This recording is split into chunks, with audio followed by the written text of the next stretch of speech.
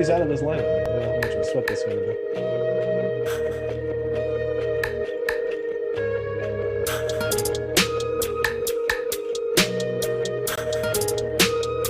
Oh, sorry. Yeah.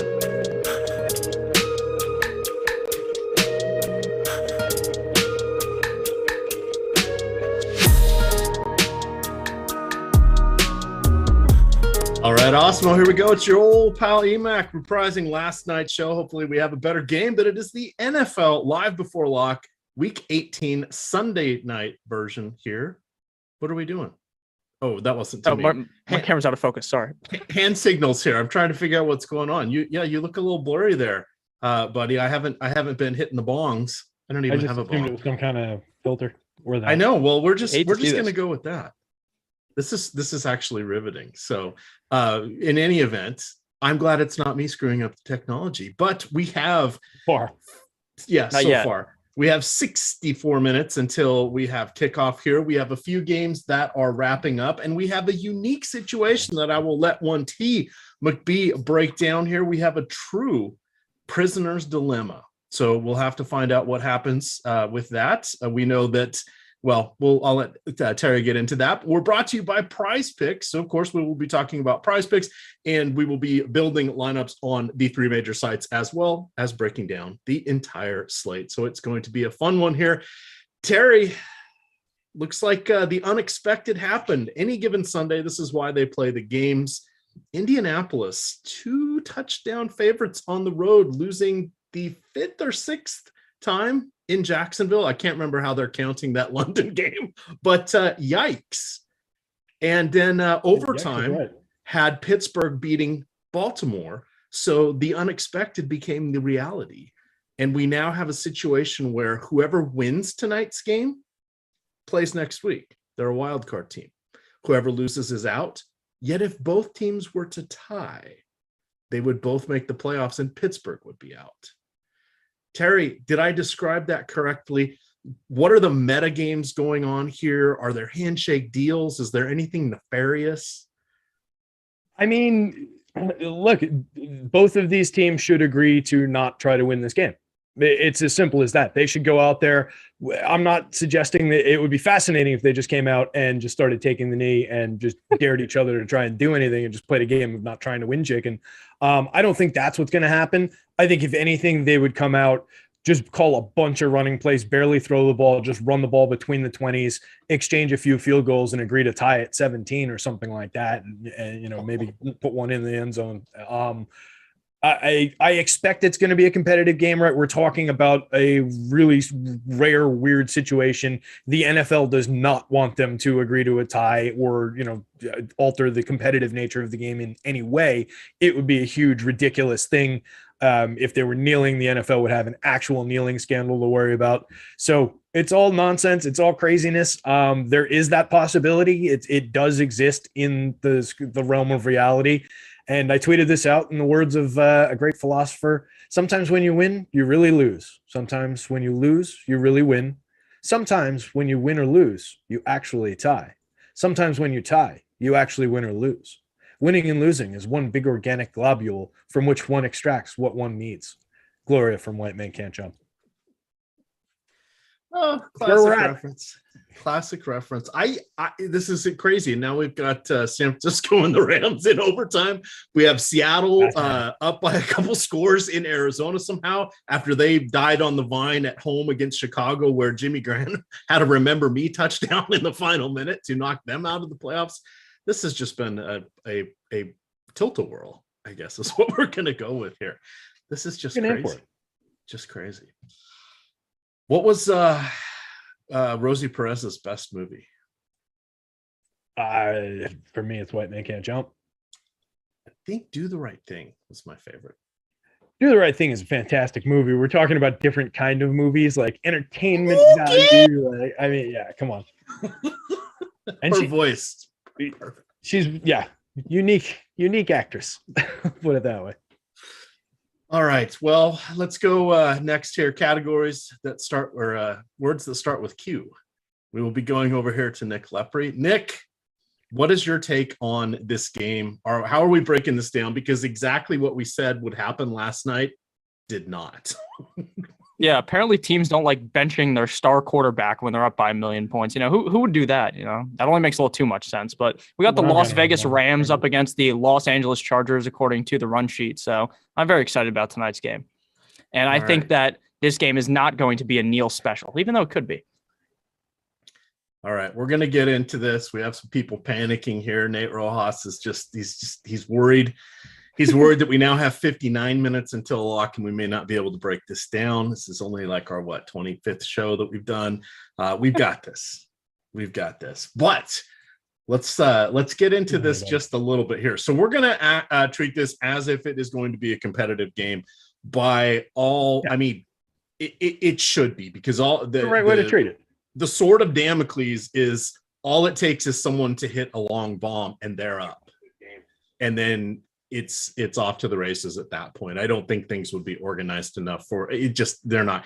I could see things being conservative. I could see a lot of running. I could see settling for some field goals, but and maybe not all out blitzes or things like that, but they're going to mostly play. It doesn't feel like you would want your season to be at risk. At worst, we're going to have a game that contributes fantasy points to fantasy totals, right? We're going to have running backs carrying the ball. I made a group for that situation where it's like, all right, they're playing a game, but they're not actually trying to win. These guys are just bashing their heads together in the middle of the field and chewing the clock up and trying to tie this game and not really caring about winning. And it was just basically play the running backs, play the two quarterbacks, play the defenses and kickers, and just fire away with a group like that. And I think there's a strong possibility it's that kind of a game. But this game does script toward a shootout in our game script adjusted shootout, or our game script adjusted pace numbers and our game script adjusted volume numbers. It's a 60% plus for both of these teams on the passing side of the ball, and it's a pace up spot for both of these teams. So there's every reason to think that it's going to be competitive and going to follow the narrative that the numbers say it would.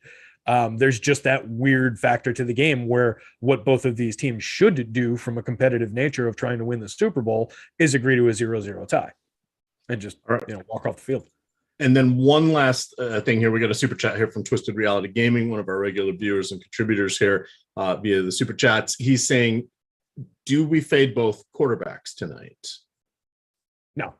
I don't see a reason to. There are games where we ought to, but in my opinion, these guys have enough dynamic playmakers that there's no reason to go that particular route. Both of them now, while it's been five games since Carr threw over 300 yards. He's done it 6 or 7 times this season, and 7 times if you count his 296-yard game. He has a shot at 5,000 yards. Isn't what it used to be anymore, especially with the extra game. But he does have a chance for that milestone. Not that he's going for that tonight, but just to show that the Raiders that's kind of how they move the ball, is the controlled passing game. On the flip side, you have Justin Herbert, who's just been absolutely phenomenal, putting up similar numbers to what he did last year, just a tick above. And tonight's going to be his 32nd game. He's averaging for his career, I don't have the numbers in front, like 290 passing yards per game, 17 rushing yards, 2.1 touchdowns, and I think he has 8 rushing touchdowns in those 32 games. So these guys are going to do what they're going to do.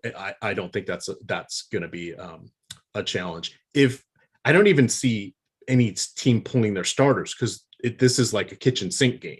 So even if you're up by a couple scores, you can't at this point. So this is the fascinating part of it. But hey, we thought one thing last night and the opposite happened. So we could head down that path again. Terry, let's go over to the blue side here. Let's talk about FanDuel. We'll let you kick that off here. All right, let me jump over to the old FanDuel board here. A little bit and while you're doing that, you mentioned you created it just fell. You created a group for running backs here. What are you doing anything with the pass catchers? Like, would you say quarterbacks with 2 receivers or / pass catchers, or would you just go 1 tonight? So in just looking back at that historical sample of like 2+ years of these showdown slates that I've had all season that I've been looking through in those showdown articles, It still favors strongly the idea of a pass catcher in the captain spot on DraftKings, specifically where we're dealing with the multiplier. Typically, you get a little bit more of those being successful. It's a small sample, right? That might not hold up if you did a 15, 20-year sample size, but we've only got so much data to work with. So looking at what we've got, it tends to favor pass catchers, typically wide receivers, but tight ends can sneak in there, especially when they're productive tight ends like Darren Waller, who also, rack up a lot of yardage, similar to what a wide receiver would, a lot of targets. So there's a lot of viability in leaning into the passing game. I mentioned the game script adjusted numbers that we've got on the site that also strongly favor the passing game. So I would lean into it. I think that's the right approach, is to not really worry too much about the narrative of both of these teams not really trying that much, and kind of follow where the numbers suggest that you do. And if you benefit from people going away from those plays, so much the better. And that's kind of borne out in the old boom bust tool here. So just to jump back into that FanDuel lineup, was that good? Are you ready to jump into the FanDuel lineup? I don't want to take we're good now. All Sorry, right. Between my wife coming home, something falling behind my desk here, it's just been a debacle. So yes, thank you. I just didn't want to snatch the wheel there if you weren't ready. So no, but we'll derail it at some point when I say the wrong city for the wrong team, or a team that's not even playing, or some combination of that tonight. That will be the drinking game for everybody. No, I'm not drinking. The run too. Don't worry. Yeah, it's too late for that in the day. I'm ready to have some ice cream and go to bed after this. It's been a long day, disappointing day with the main slate, but we've got showdown action. Terry, take us on over here to FanDuel. Yeah, so I'm going to go right to the top of the board. It's not the sneakiest play in the world, around 8% owned, but it's also not the highest owned on the board in the captain spot on FanDuel. I'm just going to take Mike Williams. Let's call him Mike Leverage, because he's got the biggest leverage score on the board in the captain spot, the 3.4 if you do the math on the leverage versus the captain ownership. He's optimal 11.5% of the time, 4.4% probability of being the top scorer, puts him third. We've got the big number on Derek Carr there to deal with. And then, it puts him right in line kind of with Hunter Renfro. He's a little bit behind Hunter Renfro, but I think it's given the leverage, I think it's the right pick here. So we'll Mike Williams. All right. We'll make this easy on the next pick for me. I'm going to go with Justin Herbert. So that puts it over to you, Nick. Are we going to dabble with someone on the Raiders side of things? We're going to stick with sort of a Chargers onslaught here. What are you thinking? Throw out a few thoughts here as you start to make this choice, because it's not like we have an uncommon build going right now. All right, I got you. So here, I really want to get, at least in one of our builds, get to Zay Jones. Zay Jones has been a very interesting piece inside this Raiders offense. Over the last couple of weeks, he's had over a 70% snap share. In the last 3 games, he has had, let's see how many targets he's gotten. He's gotten 10 targets last week, 8 targets the week before, 9 the week before that. I think that he is probably the second best receiver on this team, obviously behind Hunter Renfro. Now, Darren Waller returning in this game could obviously hamper Zay Jones a little bit, but I don't think that necessarily Darren Waller's target share would impact Zay Jones. So I'm pretty excited about Zay Jones tonight, especially if we're building for this to be a high scoring back and forth affair like I think it could be. All right, Terry, we're going to go back to you here to kind of wind this down. We've got a lot of directions to go. We've got $11,250 each of the way. We can essentially take anybody that we want. Of course, this is half PPR. Over here on Yahoo, they have kickers. Pardon me, on FanDuel, they have kickers, no defense. It's the opposite over there on Yahoo. And we do not have to pay up for our MVP here. It's no salary adjusters. Would you consider someone like a Josh Jacobs going against the worst rushing defense in the league? He tonight, if he catches one ball, he will tie his receptions for his first 2 years combined. He has 52 or 53 receptions in the first 2 years. So he's changed his game up a little bit. Obviously, Ruggs no longer with the team. We've had Waller dinged up, but we have captain check down at quarterback here. The other thing that's interesting is while he has not had a huge game yet this season, he has 3 above 70 yards, only 100-yard rushing game, handful of touchdowns, no multi-touchdown games. He has double-digit fantasy points in the half PPR format in, I want to say, 10 of the 14 games he's played in. This is pretty solid there. Would you consider Mr. Josh Jacobs? I lost track. Was that for Terry? me? This is Terry, because Terry gets to make the next 2 picks, but we want some rationale behind this. So I wanted to lay out, here's our leverage decision point, because this could drive it, or do you have something in your back pocket that you would like to look for? So like you said, we're kind of with those first picks, the Mike Williams had some leverage on it, but we're taking a guy who's a little bit less frequently optimal than like if we put the quarterbacks in there for the FanDuel slate. So it's taking a risk on that. He's behind Renfro in terms of the optimal rate, but we're clawing that back with the leverage. I like that decision that we made there. Pairing with the quarterback, I think makes total sense, regardless of where the quarterback's leveraged or what his popularity looks like. But I do want to try and find something a little bit low owned here or at least with some nice leverage on it. And I think it probably makes sense to look back the other way. We've got just Williams and Herbert in right now, right? Zay Jones. And Zay Jones. My apologies. So it probably makes sense to still look, because Zay Jones, 1.8 leverage score. He's slightly positively leveraged in the flex roll. He comes up 13% in the 2 to 5 score, which is not great compared to some of the other guys on the board. So I'm going to go up. I'm going to take a look at, and these are popular guys. It's not like they're not, but they're coming up frequently optimal. I don't love it. I gotta say, they're probably too popular. This is a tough spot because I don't want to go down to somebody who's so low. Let's take that play then. You know what? I'm going with the lower owned guys. By comparison to the Josh Jacobs pick, who's 34% owned, these guys are lower owned. So I'm going to go to his teammate. I'm going to go to Darren Waller off the top of the board for a 7 leverage score, 32.5% of the time optimal, 25.8% of the time in the top 2 to 5. That was a tougher spot than I thought it was going to be. I thought we had a better play up at the top of the board there, but those guys are all in the 25% popularity range. All right. So the only concern out there with Waller is he has not played in 5 weeks. He's been managing a knee injury. He's going to be on the field in this spot. Yeah. The question is, is this is an important enough game? Is he going to come back at 80 or so percent? Probably. I think that's the baseline that they would cut it off. Do I think he's fully healthy? No, but I don't think he's going to be overly hampered either. I think he'll just kind of be there, but he will be there for the high leverage stuff. And that's what we really need is the touchdowns. And with that lack of ownership, I don't need the 11 target game from him. I just really need him out there for the red zone looks and to get one. We're hoping for 2 touchdowns out of him, but if he gets 2 touchdowns with a handful of yards on 5 looks and 3 catches, I'm fine with that game here. All right. So the real question becomes now, and we'll give Nick we're going to give Nick a veto here. So if he doesn't like your decision. Oh, Nick, you can have this pick. Then. Yeah, I just talked for like 25 minutes. So you got Josh Jacobs or Keenan Allen would zero us out. We're not doing Marcus Mariota. We have Justin Jackson playing for the I don't know. He'll probably get about 8 to 10 opportunities. And then we're looking at kickers. Okay. Or a double tight end build with Jared Cook. Feels like Jared Cook was familiar with this opponent. I don't remember why I think that.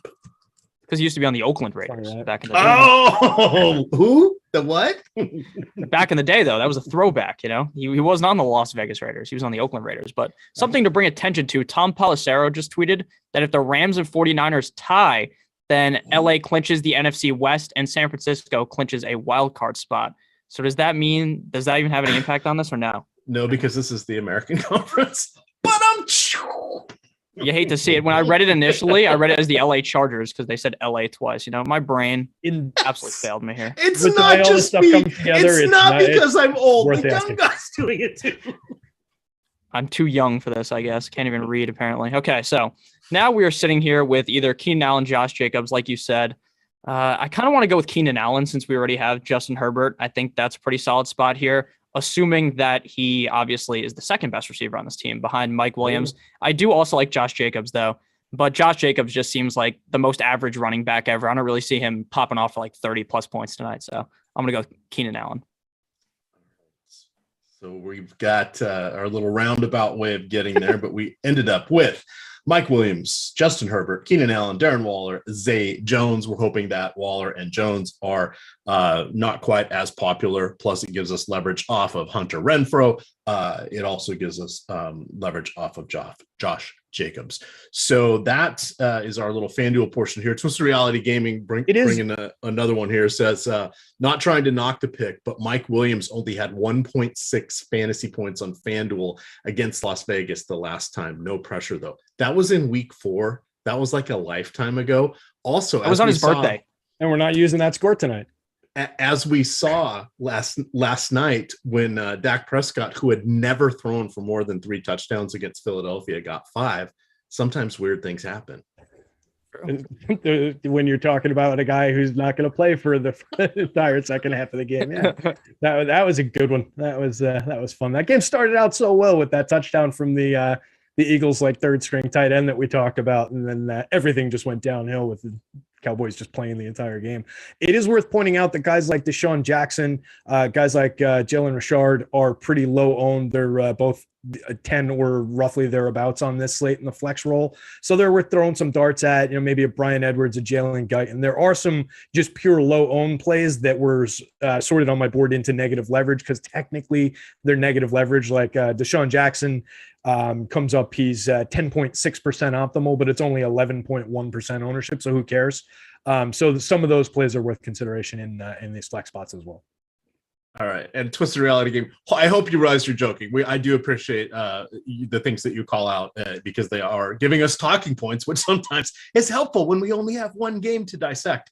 Here. Yeah, so Twisted Reality is in there for like all the different shows that we do. And that's everything's appreciated, dude, and taken in stride and with good humor. So hopefully it comes back the other way. Yeah, absolutely. It's like, I don't want him to think I'm being grumpy. No, it's like totally. We were landed with egg on our face last. I was like, you know what? I guess that's going to happen sometimes. All right. So holy cow, Yahoo has filled up pretty much everything, but there's a $15 contest there. So we're putting this in the $15, baby. So right now we have 7 free articles on the Awesemo homepage. Terry wrote up an art for 4 for DFS, 3 for sports wagering. We've got Matt Savoca's in-depth breakdown from a data analytics perspective of both these teams. I did a FanDuel and DraftKings ones, so I got about 2,000 words there, plus a full ranked player pool. I've got the Yahoo one up there as well, so we'll call out a few things from that. Terry wrote his groups article, or I forget what it's called for this one, the leverage showdown optimizer groups, something like that. Yeah, it's on the site for that. So in the chat. So a couple things I noticed here that I'm going to call out on Yahoo. So Justin Herbert, $36, relatively expensive. Oh, I knew I'd look this up somewhere. So 32nd career start. For his career, he is averaging 289 yards, 17 yards rushing on the ground. He has 11 games this season with multiple touchdowns. Raiders are in the bottom quartile of passing DVOA. So he's one person that could be our superstar. You've got Austin Eckler. We did not use him on the last one. He is $34. That's up there, especially in half PPR. However, he has 18 touchdowns this year, second to only Jonathan Taylor, who had 20 at the start of today. The most impressive thing is he's scoring on the air or on the ground, through the air or on the ground. 11 rushing, 7 receiving touchdowns. He did not play in week 16 against Houston.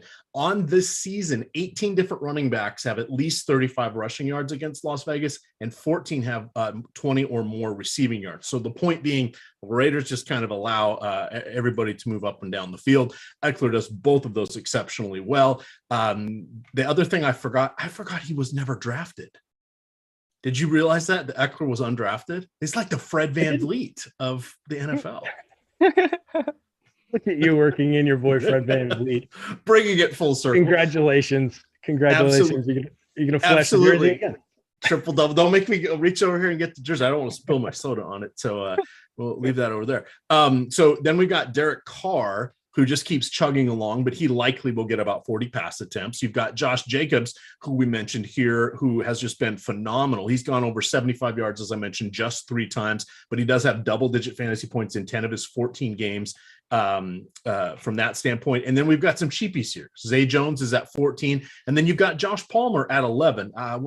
Josh Palmer, I think he was the second-round draft pick for the Chargers here, but he's getting 3-4 targets a game. Even with everybody healthy, I think he maintains that. But at 11, there's nothing wrong with that. So that's sort of where I'm coming up with all of these. Do you guys? I kind of want to start off with a running back on this one, and I'm leaning towards Josh Jacobs here. And I think this is an intriguing spot to make a stand. What are you feeling about that? Because I know we don't have the full tools quite built out for Yahoo. We just don't have enough data sample size since they only started doing showdown slates. I can't even remember if they did it week 1 or it was a beta launch. So we haven't been doing these a ton, but I'm leaning towards Josh Jacobs in this one. It just kind of opens everything else up for us. And then we can go a variety of different paths. We can start building a Raiders onslaught if we want. We can go double running back. We could work in Justin Herbert if we want. There's a variety of ways we could go. I don't see. I feel that this is a middle of the road selection. It's not going to be overly popular at the superstars, but it's also not. It's not going to be completely unique, in my opinion. Terry, I know you look at a lot of the data in the background, but I feel this is starting us to get a little bit different. Just a little bit. Yeah, I feel like it would be. What I don't have in front of me is the ownership in the captain spot. But looking at our salary weighted top scoring, he ranks in the top group of guys. There's basically 4 guys at the top. It's him and Eckler. And then it's the 2 quarterbacks, right? So if you're not going to one of the quarterbacks here, you want to go to one of the primary running backs. I think he makes a ton of sense. He's got an 8.8 salary weighted top scoring percentage. So based on what he costs versus the amount of time that he's going to be our top scorer, he makes sense to put in that role. I don't have a lot of look back data on Yahoo slates yet. I'm sure we'll get it for next year and it'll be great. But I do remember a discussion with, I think it was Petey on one of these shows. And he was saying that in his research, running back was typically the strongest performer in the multiplier spot on these Yahoo slates, if I'm remembering correctly. I'm pretty sure that was it. So I'm good with going with that pick based on the salary weighted numbers that we've got here. I think it makes a lot of sense. All right, Nick, we're going to turn this over to you for the second pick. I just wanted to use this as our leverage point or our keystone, if you will, as we're building out our lineup. But the world is your oyster. Yeah, and that makes a lot of sense because the Chargers rank 32nd in rush defense via DVOA. I don't know how much you guys put stake into that, but their run defense just isn't very good. So I do like that pick a lot. So now that we have Josh Jacobs on the team, I want to go ahead and get spicy. We're going to do double running back because I want to get my boy, Mr. Clean himself, Austin Eckler with the bald head, onto the team. Austin Eckler is one of my favorite running backs in the NFL because I love watching running backs that catch passes. Austin Eckler is great at catching passes. While he hasn't been a guy that has been seeing like 5-10 targets, which was actually possible early on in the season, that has kind of dipped off a little bit. He has been very consistent at scoring touchdowns, scoring at least 1 touchdown a game dating all the way back to week number 10. In week 11, he scored 4 touchdowns. So I'm pretty interested in Eckler tonight. Again, I do think this is going to be a high scoring game. All right, before we turn this back over to Terry, I want to remind everybody that sports wagering launched in New York yesterday, mobile sports wagering, that is. So if you look at the pinned message at the top of our YouTube chat, and Nightbot is dropping it in here, you can get the link to what Alex Baker put together on how to utilize some of these very lucrative sign-up offers that are out there. What's the difference between a free bet, a risk-free bet, the different types of bonuses that are available. And there are some links in that article as well that gives us a little help on the back end. But we're wanting to help you navigate through, for those of you that are in New York, these just amazing bonuses. That's something I missed out on in Virginia here when we went live about a year ago. I only signed up for one site, got an amazing bonus and was great.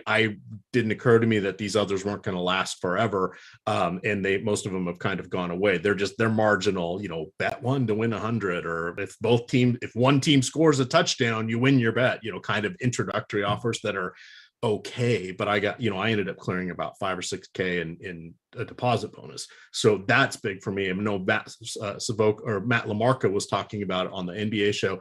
He got an offer where he ended up with $3,000 as a deposit bonus. So if you, not just for the New York people, but for as this is happening in your state, or as you start to know, hey, my state's going to be coming online, earmark some money, because these great deals, they only happen once, and it only happens for about a 2-month period, and then they're gone.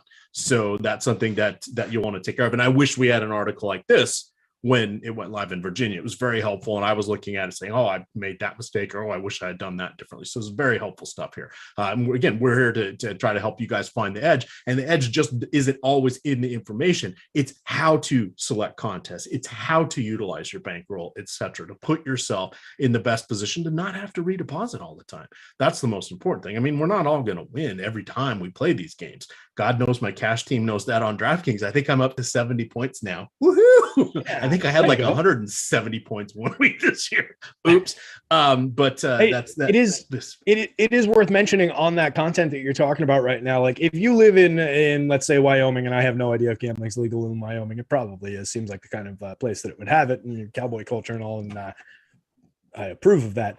My point was going to be, if you live in a place where it's not yet legal and you're anticipating it becoming legal and you don't know these things that EMac's talking about, it's worth your time to go check out that content, even though some of it's focused on New York for what we just cut, because we're going to have links for every state. We're going to have those affiliate links, but we're not necessarily going to recreate that content for every state as it comes along. Let's say when Maryland legalizes it, or when Texas, I think, is way behind the curve on that one. So when Texas is going to be a big one. So maybe we will have it for Texas, but check it out now so that you know, so that you're ahead of the game. It's worth the quick look.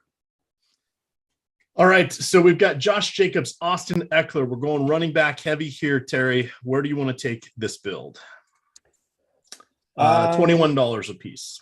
And we know we've got two real good cheapies there, so we can go however you'd like. Jacobs and Eckler. Let's see. I kind of want to work a quarterback in then. I'll take Derek Carr at $25. That leaves us with plenty of money to spend across the last two positions, and kind of a obvious name off the top of the board. We're probably pretty popular here. We're walking a pretty popular line, but if we make one differentiated pick out of these next couple, I think we're fine. All right. Nick, how are you feeling about a Hunter Renfro? Now it's half PPR, but he is having the ultimate career year, double-digit fantasy points over on Yahoo in 5 of his last 6 games, 17, 11, 4 against Cleveland, 22, 14, 17, 5, 14. He's been getting in the end zone. He's being peppered with targets. I'm kind of liking the Hunter Renfro look here. Yeah, what's funny is I actually clicked on Hunter Renfro before you even said anything to try to figure out who the other player will be. So I do like Hunter Renfro a lot. I mean, the last 3 games, the prior 2 games to last week, was a bit down for Hunter Renfro because he wasn't seeing as many targets as usual. He had just, I believe, 5 targets in week 15, 3 targets in week 16. But besides that, he's been a guy that you can easily see eclipse over 10 targets. And I think here with Derek Carr, he is the clear number 1 guy there, even with Darren Waller back. So I like Hunter Renfro a ton. All right. I see Kenny Carey. I'm assuming you're asking Northern Virginia. Yes. Outside the Leesburg area up there, not that far from Dulles or the Reston Town Center, about 15 minutes, 20 minutes away. So we got 1 spot left here. Nick, I want you to co-sign on this. Feels like we could go with Jared Cook, get ourselves a tight end in here. We've got to have tight ends. We know it's a primetime slate. You know this is going to happen. Do you want to go with Jared Cook? What is he like? Been in the league for 13 years? 18 he's years? been in the league since I was alive, probably 22 years, probably. I mean, he's been on every team too. It's amazing. And Cook kind of sounds like Komet, so you can accidentally say Komet's name again. Exactly. Perfect. All right. So we've got Josh Jacobs, Austin Eckler, Derek Carr, Hunter Renfro, and Jared Cook. So we've got everything that we need. We've got a bit of a the Raiders have a little bit of an edge here. We've got a former Raider. This is good. We've got a guy named after a baseball player. We got everything covered. We have David Carr's younger brother. This is awesome. There's just tie-ins all around here. All right, next spot we're going to go is to DraftKings, but we need everybody to hit that like button. Gosh, we have 800 people watching and 90 likes. Come on, get us to 125. I will drop 10 $1 head-to-heads into the lobby. I got crushed last night. I believe I was 4-8. In my head-to-head. So that's kind of free money there for you. So please do hit that like button. It does help us out. We're cresting towards 71,000 subscribers. That is also very helpful because that allows us to bring additional free content to all of you. What also allows us to bring this content for free is sponsors of our show. So today's sponsor is Prize Picks. We'll talk about them after we wrap up DraftKings here, but I want to remind you that if you use the promo code Awesemo when you make your first deposit there at Prize Picks, they will match you up to $100. You put in 10, they're going to give you 10. You put in 100, they give you 100. You put in 200, they still give you 100. That money comes out first when you make your first entries into their contest. It's nothing extra or special you have to click on or do. It just comes out first. The other thing that's important is once you have come in, used our promo code and made a deposit, they're going to send us an email with your contact information, and we're going to get you a promo code that will get you 30 free days of all access Awesemo premium content, $90 value from us, $100 value from them. That's like winning a little GPP. Yeah. That can get you up and running there. It's a lot of fun playing on Prize Picks, and we'll be talking about them shortly. All right, Nick, we have DraftKings. This is we'll go with you, and then we'll go over there to Terry since I kind of hogged the Yahoo one. But I wrote that nice Yahoo article. I had a lot of things I wanted to say there for that one. It was fire. It was just fire, I'm telling you. But we'll let you start off here. And 150 likes. All right, I'm gonna drop in 15 just for that. 15 $1 head-to-heads. Team free money is given away the goods. Somebody do the math on the thumbs to entries ratio. We can get EMac really run up here. Well, if we get to 500, I will max out my $1 head-to-head limit on DraftKings. So let's get to 500. Is that a commitment? Absolutely. Why not? All right. Love it. All right. So put them up. Here, since it's my turn, since I get to pick back-to-back, Michael Jordan, 96, 97, as they say, we're going to go with Hunter Renfro of the Las Vegas Raiders going up against the Chargers, obviously. Same game we've been talking about the whole time. Last time these two teams played in week number 4, he had 6 receptions on 8 targets for 45 yards and a score. I like Hunter Renfro tonight a ton again. He did kind of play bad 2 out of the last 3 games, but he is a clear target monster on this team. And I really do feel like even with Darren Waller back in the lineup, the only way that's really going to affect Hunter Renfro is potentially in the red zone where Hunter Renfro gets a lot of usage, or where he does, as well as Darren Waller. So I'm going Hunter Renfro. I hope that made sense. I was with you. All right. Bob Saget passed away. They just announced that. Yeah. Wow. No way. 65. Wow. Young. So, yeah. That's crazy. All right. All those comedians. I'm closer to his age than I am Nick's age. By a long shot. Oh, no. I think I'm comfortably in the middle. All right. Uncomfortably in the middle anyway. Yeah. Oh, man. That's just no bueno. Okay, so I'm sorry, we went with Hunter Renfro here. Terry, you get the next one here. All right, we took Renfro off the board. What's interesting about the DK slate in terms of how our probability marks look, a lot of these guys coming up with somewhat similar optimal lineup rates. There's not really a lot of leverage to be had. There's a bunch of like mid-single digits types, like it goes up to 9.3 on Renfro. You get an 8.9 on Keenan Allen, a 6.7 on Jacobs, a 5.1 on Williams. So there's a lot of these guys kind of in the same range, all getting ownership in the captain roles, like kind of around that. So I kind of like the Renfro pick there, just given the high upside that he's got. So now if we just take a look at Derek Carr in the flex spot, I think it makes sense. We talk about it all the time. We always want to have a quarterback at least in the flex spot and primarily in the flex spot with these salary multipliers. They just play well there. Carr's at a price where he wouldn't have really hurt us from that perspective in the captain spot at only $7,200 as a base salary. That doesn't really have an impact. Like Hunter Renfro actually costs us more, but I think putting Carr in the flex role here is a good spot. 9 leverage score on the board. Our top leverage guy in the flex role on DK. All right. I'm going to put Austin Eckler in here. That gives us 5,266 per player. There are some cheapies there available. We've got Mike Williams at, we haven't really talked about him. He is at 7,200. Zay Jones is at 6,400. Jared Cook down there at 56. You got the Chargers have their reserves. You got Jackson at 52, Guyton at 48, Palmer at 42. I think Palmer's interesting. We've still got the kickers. And then deep down, you've got Peyton Barber there. So let's see. Shall we go? We're going to go to Nick with this one. Okay. So what are your guys' thoughts on going super cheap and going Steven Anderson, the other tight end on the Chargers. $200. Terry, do you have any thoughts on tight ends that you want to talk about right meow? Trey McKitty? I mean, he was on it. Damn it! We were going to try to get you on that one. He caught you on the first one. You're not going to get me. I'm sad. The meow game. That was one. Sorry. I didn't make it very far. It's all right. It was a noble effort, worth trying. We can try it again in the future sometime, maybe, or maybe somebody a little less sharp. Yeah, that one's. I mean, it's interesting. I'm just looking for him on where we've got him on the board right now. So the only concern I have with him is everybody's healthy. For meaning that Cook. I mean, Donald Parham is not, but Cook is back. The other thing that I'm not as he's got messed up. But he is just 200. That's only why I was asking. Yeah, he's 200. I got to jump back over to the sites board. He got messed up. My salaries didn't sort properly, so I lost track of which numbers were actually his. But he was looking like at that price, kind of a slate relevant play in terms of our productivity rates, in terms of our probabilities of being in the optimal lineup. They weren't huge numbers. I'm back over on the site right now, but yeah, he comes up as a 10.4% optimal play in a flex roll, and he's only owned at an 8.9% rate. So as a purely low owned total value play, there's actually upside in making that move. It's a 2 leverage score on the board. So he sorts out to positive leverage. I think it's a strong play. He doesn't need to do much for $200. All right, let's do it. I agree, because I was gonna go that route, but I see in chat they're talking about Team Ramrod. That's right, baby. That's what. Say it. Come on, use it.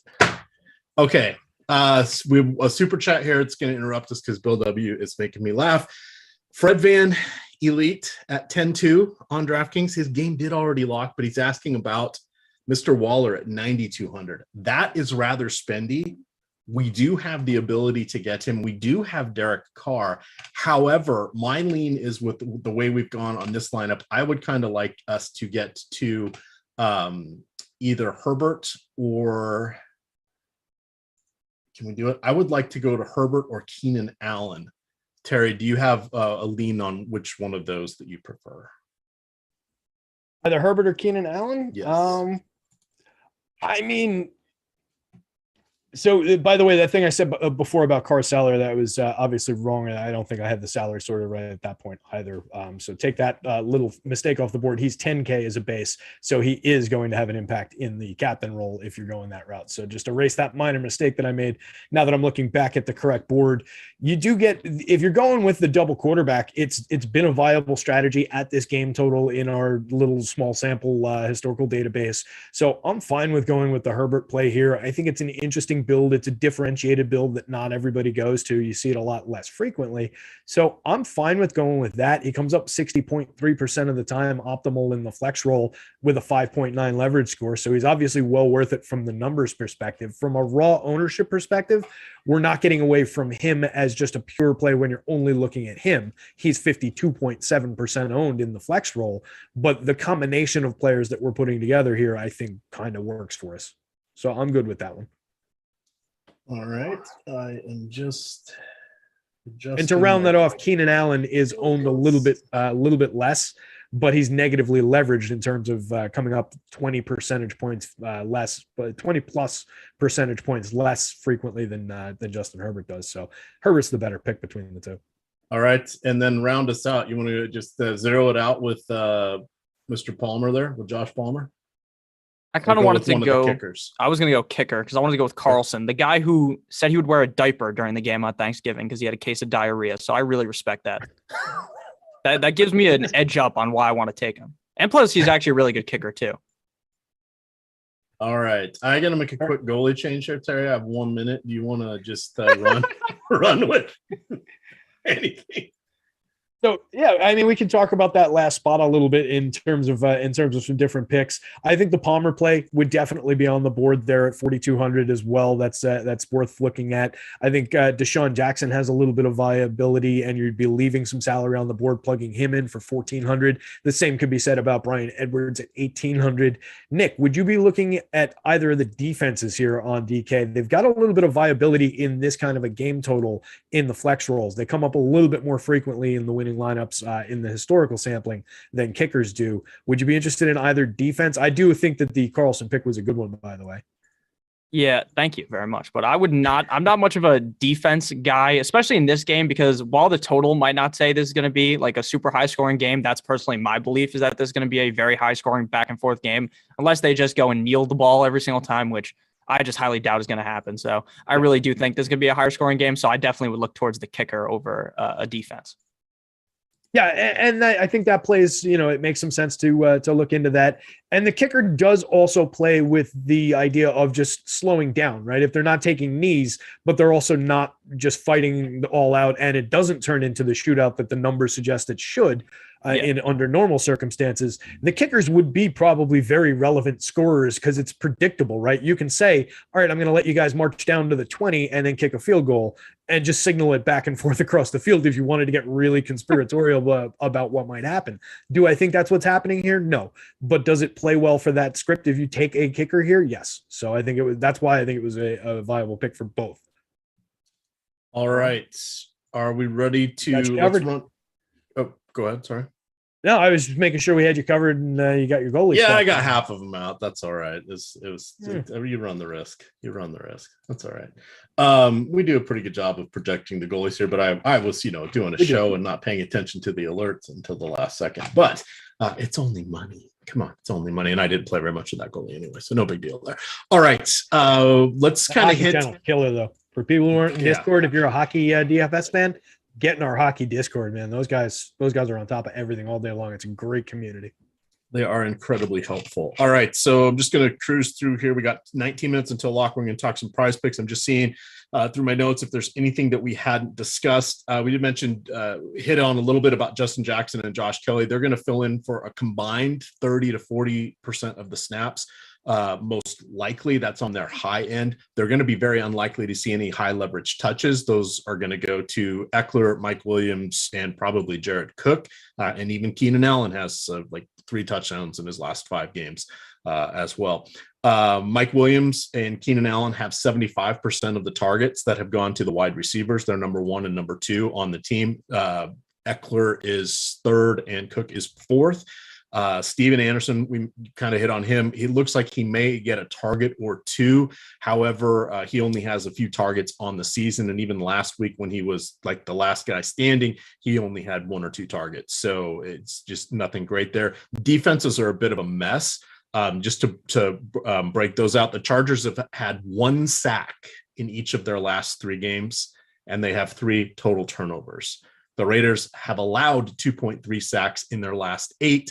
And despite being on a 3-game winning streak, they have allowed 4 interceptions. But again, there's not a lot to look there. If we look at the for the Las Vegas perspective, they have 13 total takeaways this season. Only the Jacksonville Jaguars have fewer. It's not even 1 per game. They still have twice as many as the Jaguars. Oh, what they did today.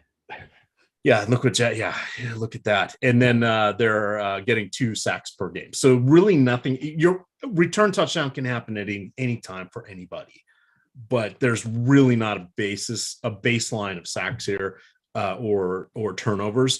And you're more likely to end up losing 3 or 4 points because of a score getting into the 20-25 range. So I don't really like those. And then kickers, you had mentioned that Daniel Carlson is good. He's very, very good.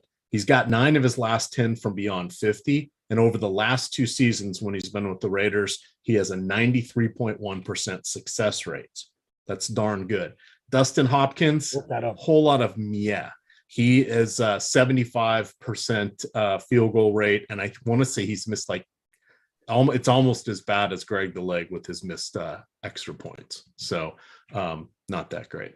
I meant to look that up today. I brought that up on the show that I think kickers have gotten worse, or I feel like that, but I didn't get a chance to look it up. So All right. Next year. Just now I'm scrolling down the deep that we got to Trey McKitty. I said play him right meow in my notes. Larry Roundtree inactive. I think that hits on everybody. Peyton Barber. We didn't really talk about Peyton Barber. So the interesting thing about Barber is he actually has more targets over the last half dozen games than does Jalen Richard. However, he's not as good as a pass blocker. So the nice thing about Barber is when he goes in, you don't know if he's running or not, and he also returns kicks.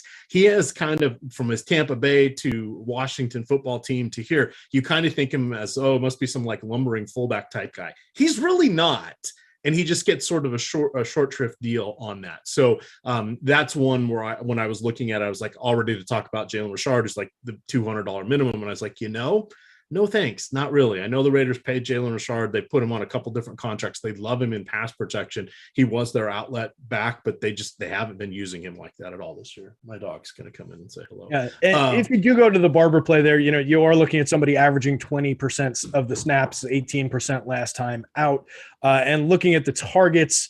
It is a greater target volume as compared to Richard, but we're still talking about 2 targets last time out, 1, 3, 1. So it's not exactly heavy volume. So just kind of know what you're getting into if you go that route. That's all I just want to call out. Yeah, you need something to happen to Jacobs for him to really get a chance. That would be your ideal, yeah.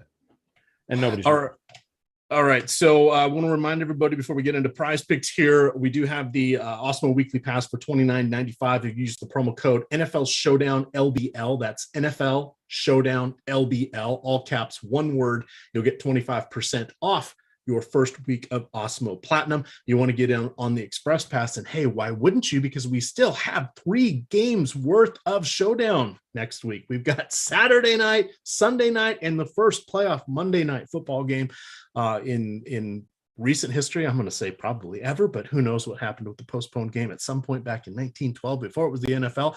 But you can get that for $3.95. That gets you everything for our Showdown content. And I believe we will also be just putting out on that Saturday for the 2 games. We'll have Showdown content for both of those for that.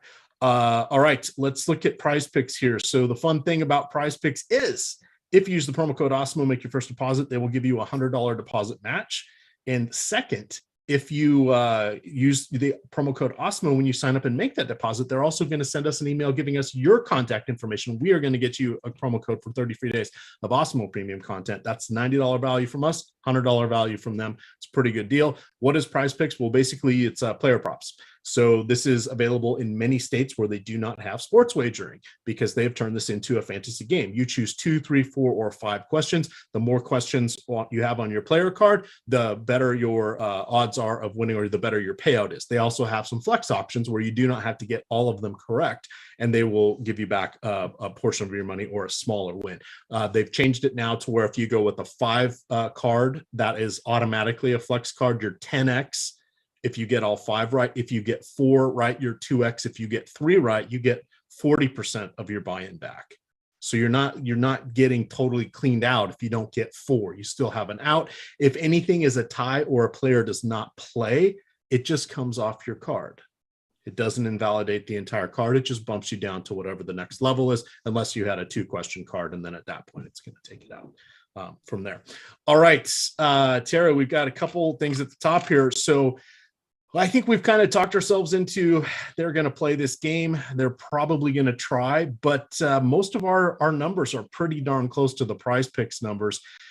A lot of them are going to be like Herbert. They had it too, and I pulled these right before the show, so they may have changed a little bit because these are dynamic numbers. So we've got Justin Herbert at 266 passing. Awesemo has him at 285. That's about a 55% chance of, or 55% likelihood that they'll beat that. Carr is at 261. We have him at 274. I like that one.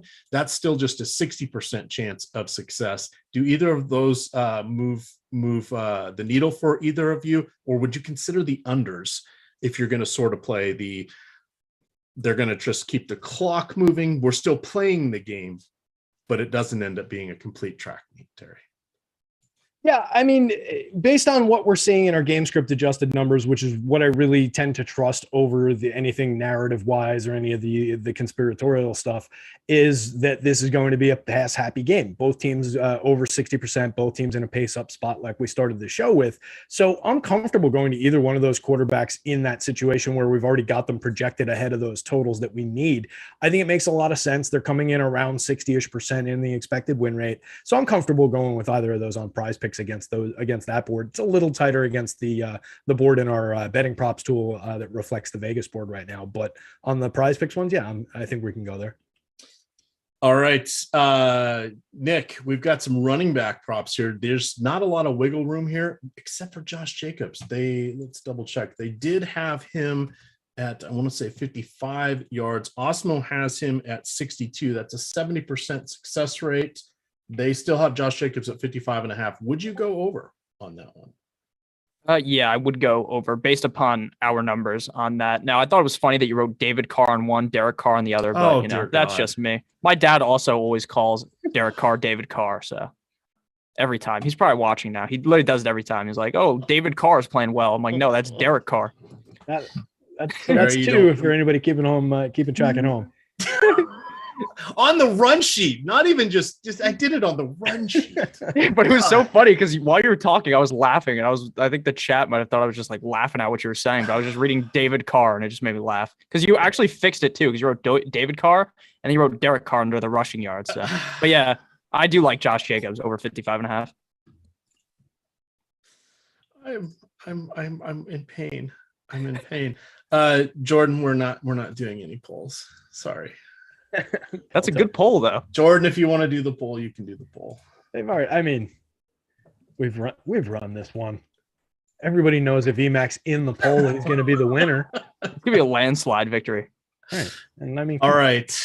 Back to the task at hand. We have 9 minutes left. I'm still making some lineups here. Got my cash game show lineup in. I see we have 200 likes, so I'm just going to put 5 more $1 head-to-heads into the DK lobby. Username EMac Team Free Money. I lost 2/3 of my head-to-heads last night. This is free money from Team Free Money. But thank you guys for hitting that like button. So we're gonna get them all tonight. Yeah, we're gonna see if I can't go broke against everybody. So there we go. All right, receiving yards. This is like tight up and down the list. So Keenan Allen, we haven't projected for almost exactly. Hang on, I got to vote for EMac. Yeah, whatever Prize Picks says. Zay Jones is just four yards above the Prize Picks. Jared Cook, it's a little interesting. He's 33 on Awesemo. He's 26 on Prize Picks. The guy I liked, Nick, Josh Palmer. They have him at 16.5. We have him at 22. That's 2 catches. Do we think he gets 2 catches? Yeah, you're talking about Josh Palmer, correct? Not Jalen Guyton. Palmer. Jesus. Yeah. No, you probably said the right thing. I was just clarifying, so I didn't say the wrong thing. Or Jesse Palmer, because Arnold Palmer, 2 catches or better. All right. Yeah, I do like Arnold Palmer's cousin, Josh Palmer, here for over 16.5. I like that decent amount. I think Palmer's probably the number 3 guy there. It would obviously be a lot easier to say that this was a smash if Williams or Keenan Allen were out, obviously, or even Jared Cook was out. Yeah, so those ones there we only like bringing these up if you've got a decent chance. You have Mike Williams at 50 yards. Awesemo has him for 65. I think that one's in play. I like some of the fantasy point ones. So it's full PPR. If you think the Raiders are going to do a bit of a short passing game, which they do all the time, you've got some interesting ones with Josh Jacobs. He's at 15 fantasy points. We have him for 16. But he's going against a team and that's a median outcome. He's going against the worst rushing defense in the league. He just hasn't had any big games yet this year. He's going to get about 15 carries. He's probably going to get 2 or 3 targets. That's if he gets a touchdown, he's going to get that number. So it's all coming down to whether you think he's going to get a touchdown or not. I think Zay Jones is only at 10. We have him projected for 9.6. I would strongly consider the over on that one. He has 27 targets in the last 3 games. He stepped in to that other role. And then Jared Cook, 8 by Awesemo, 6.5 for Prize Picks. I still like the over on that. Do any of those float your boat there, Terry? And if you want to see if there's any questions, I'm going to upload my lineups now. Yeah, we can jump into questions in a sec. Zay Jones kind of was interesting. I was just eyeballing his target number on the season. That was more targets than honestly it was on my radar that he'd gotten up to. 62 targets on the year, turned him into 42 catches. What I like is the 8.37 yards per target, one of the higher yards per target numbers on the board. You do have a higher number on Jalen Guyton, who's at 10.15, Brian Edwards, who's at 9.41, Mike Williams, who's at 9.17 with 112 targets. If I'm picking my favorite to hit this line, it would be Mike Williams with a bullet, given the frequency with which he's targeted and that better depth of target. But with Zay Jones at that nice little line, he's only got to catch a few passes here to get that done, and he's seeing the volume. So I don't hate that, Mark. I think we can get over that one pretty easily. And then, Nick, do you have a thought on one of those receivers or any of the other ones EMac brought up there?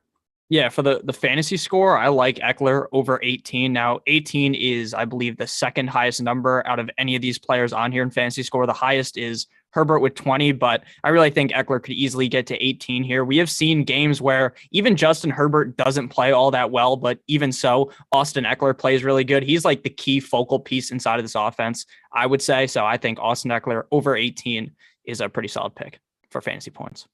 Yep, and it's right around where we've got him projected on the site in the median projection. So if you're thinking in terms of him getting into the end zone, getting to that ceiling projection, I think we're A-okay with that one. So I don't dislike that. Let's jump over. We'll see if we've got any questions in the old YouTubes here.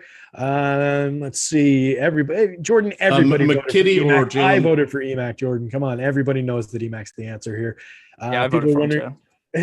Eric Chubb's mom voted for EMac. We figured everybody's moms were also voting for EMac. They all know. Joe Lacates says EMac's going to roster Jim Palmer at starting pitcher tonight. I don't disagree with that either. I got to get my Haynes. Was he Haynes or no? He was. What do we think of? What do we think is a total low on dart throw? A guy who might see the field with Darren Waller's status, Foster Moreau as like a total dart throw. No sight given, but it was mentioned. Yeah, I would agree with that as well. Moreau actually has been pretty all right when Waller was gone, but obviously Waller's going to play this game. But who knows if he will really be at the normal Waller workload? I would probably say not. Yeah, I don't think he's going to see that kind of a workload, but in a spot where, we're only shooting for a touchdown, a couple looks, then I think it's viable. William McGuire, yeah, I think Brian Edwards is viable. Nick, you have any specific Brian Edwards thoughts? No. Brian Edwards is kind of just an interesting player. I definitely would prefer Zay Jones over him, but I don't have Brian Edwards' price off the top of my head, so it's probably, I assume, much cheaper. Yeah, I think that definitely is a viable approach. But yeah, given the targets that we were talking about on Zay Jones, that we, again, kind of came as a surprise to me. So I would think that, not necessarily on the public's radar. So we might get a little bit sneakier than we would think with Zay Jones if we're willing to pay the difference there. I agree. He's probably the better play. EMac, how are we thinking? How are we looking? I am downloading and uploading it right now. There was one in premium was Richard or McKitty, last person in. Nick? I'd go McKitty, personally. I think it's a bit of a risk with McKitty because obviously, again, we did kind of talk about Steven Anderson, I believe his name is, and he did kind of get a decent amount of work recently, but nothing super special. So I think McKitty could easily find his way into the end zone, especially without Donald Parham, who just magically shows up every single week to steal a touchdown from Jared Cook. That makes sense. Yeah, I don't have a strong enough opinion on those two to, now that we're so close to lock, I don't think we have to do, throw in another opinion. Yeah, it's not like a super strong take. I see what you did there, Terry. All right. Sorry, I just closed out the tab I was trying to upload. This is going to be close. Oh, no. Oh, no. That could be costly. EMac, share your screen. We can watch that for the last 2 minutes of the stream. See the panic on my face. Oh, it's in. Whatever. It's only money. What am I worried about? It's just money. It's money amongst friends. There we go. All right. Let's jump over to Discord. There's not been a new question pop up in our premium chat there, in our YouTube chat. We can check over in premium Discord. Doesn't look like we've got any specific news popping up. Got two lines. Herbert captain. One has two kickers. I don't love the two kickers line there, Coop on top. I'm not sure what you're looking at there, but you probably make one of those spots better given all the value plays, all the value skill plays. Nick, would you play a two kicker lineup on this slate? It depends how many lineups you're playing. If you're just playing one lineup, then probably not. No, right? But if you're playing 150 lineups, then there are a couple. I have played a couple 2-kicker lineups, but tonight, unless again, this is really that let's just have a conspiracy theory like we're Alex Jones or something. They march up the field to the 30 and kick a field goal every time. Then I don't think that both kickers are going to be viable in the winning lineup. Yeah, if I'm Coop in our chat here, who's only putting in 2 lineups, I don't think I would play a 2-kicker lineup. It will be a differentiated bullet, but you're really limiting your overall expectation there, and it doesn't come up all that frequently in terms of our historical results when we've seen that win. So I just don't love the construction. It's typically going to be coming in, a lot lower, a lot less frequently optimal. I had 25% of my lineups were 2-kicker lineups, but that is because I'm barely getting any defense tonight. And I set a rule that only has 2 of the kickers and defenses as a group. So, okay. That was an interesting rule. I don't mind that. What was your thought process behind the rule, if you want to get into it? So that's just kind of a general baseline that I have. I wouldn't really want 3 of those things. It doesn't usually make sense. Now, naturally, you're really not going to get it. But some people say, oh, I only want 1 of the kickers, or I only want 1 of the defenses. I'm like, I don't really care about that, because what if usually there's enough differentiation in their pricing by a few $100. It may get you the lineup you really would rather have. If you could just say, oh, I could only have, if I just played 2 kickers instead of 1 kicker and 1 defense, I could have gotten there. That's why I have it set up. Generally, I only have I didn't have a chance to zero them out in my captain, so I'm seeing I've got a little bit of Daniel Carlson as a captain kicker. There's a lot of other ways to spend money tonight, so I'm not as heartbroken about that. The other thing generally I do that helps save me from getting too many of those is I usually have each set for about 20% as a player cap, just so I don't go overboard on them. But I've learned over time that sometimes there were ways you would get 3, sometimes 4, if it was a Lamar Jackson slate and you were trying to get him into captain, or if it was one of those real top heavy ones. And even in those situations, I don't want 3. I just 2. I don't care which 2, but no more than 2. So, and it's worth unpeeling a little bit. Would it change your expectation for that lineup construction if I told you that in let's call it 100 entries in this sample, we've only seen a 2 defense construction or a 2 kicker construction. Each have been in the winning lineup twice. So 4 total times that's come through out of, let's call it 100. So let's call it about 4% of the time, one of those has come through, either a 2 defense or a 2 kicker construction. Is that within your range of expectation on that play, or is that lower than you would expect? Or is it just, obviously it's a very small sample? To me, that makes sense. I don't play in the gigantic contests. I mean, I'll play in some of the quarter or the dollar ones that are like 50,000 people, 100,000 people in those ones. I'm mostly sticking in 500 contest, 500 or less, where you can generally put in between 7 and 20 lineups. And then on DK, I like to play the what they call the boosters. So if I beat, the top 5 get paid, 20x. And I just, I've got you have to have essentially a 1% outcome, or slightly less than 1% outcome, but you get a greater payoff. That's what I've learned is in my comfort zone for the showdowns. I also like to balance this out with and the reason I put out the head-to-heads here for everybody, 1, I think it's fun. 2, you can see, if you've read my articles, you can kind of tell who my head-to-head lineup's going to be. I've learned that very rarely are there ties unless it's a completely obvious slate or duplicative lineups. So that's been kind of nice. And then the other reason I like to do it is 1, I want, it's team free money. I want to give back to you guys. And it gets a nice representation of different people taking my lineups. If I just set them out there, then I get auto matched with a lot of the people that are playing one of the 2 or 3 like optimal lineups. And it's just no fun, right? I'd rather, if I'm going to lose, I'd rather lose to you guys. If I'm going to win, yay. But, if I lose, it's kind of fun because then people get do it in the community, Twitter and whatever. Yeah. It's just so that's why I do that. Yeah. I don't think you guys are any easier than anybody else that are out there. I just think it's more fun. Some people have asked me about that. I'm like, no, well, I know I'm just going to get a diverse group of people grabbing my games. That's all I'm looking for. For sure. That's it. Congrats on the poll. 65% of our 84 respondents, EMac. Nice. In your favor. And a funny line by Pat Lepri in the chat. That made me chuckle, Pat. I won't repeat the horrible slight against our poor pal Nick here, but funny line. All right. Well, that gets us to define. This is it. This was it for the regular season. We will have a show on Saturday. We will have a show on Sunday, and we will have a show on Monday breaking down the showdown slates.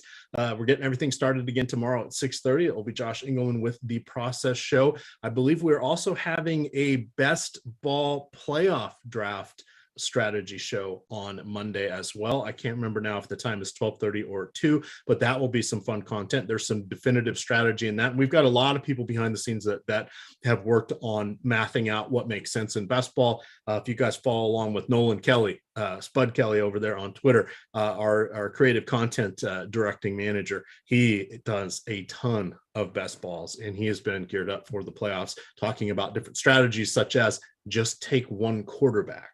His thinking is, if I'm going to make it in through the playoffs, I'm going to have to ride the hot hand quarterback. And once I get there, I can beat the other quarterbacks, even if people have two that are available. So just interesting strategies on how you can do it. Things I've never thought of because I haven't played this particular format before. Yeah, I'm going to tune into that show too. I'm not the biggest best ball player in the world, but I'd like to get more into it because I think it's a fun format. So I'm going to tune in and check those shows out. Yes, perfectly. So with that, we're going to get on out of here. You can follow Terry on Twitter at DigitalB21. It is Nick at Notorious FNTSY. Maybe we'll do a Super Bowl show or something. Then you can figure it out. Maybe like 4 weeks from now. IRGIN. Okay.